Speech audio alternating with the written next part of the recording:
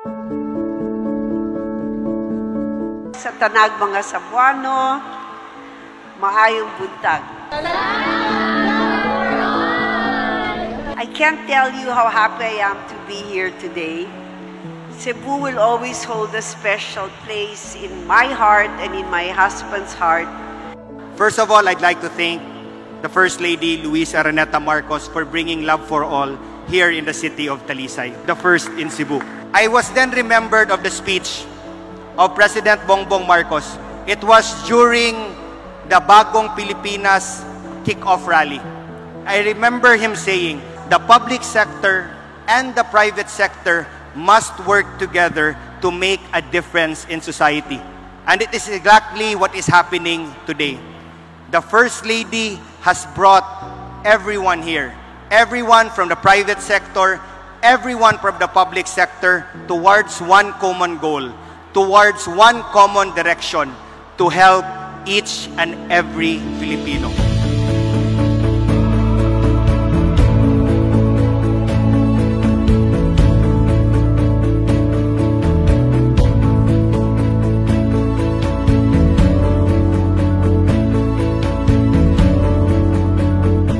So we're here now with all the public sector partners, private sector partners. Everybody's coming together to give a little something to everyone.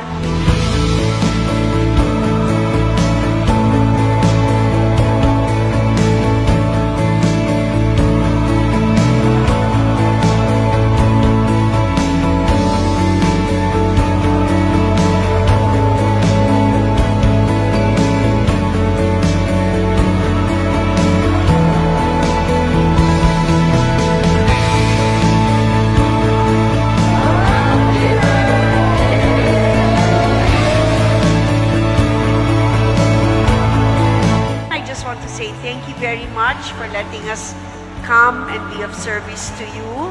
Like my husband always says, dapat mahalin natin ang Pilipinas, dapat mahalin natin yung Pilipino. Maraming salamat po, sama-sama tayo. Bye-bye.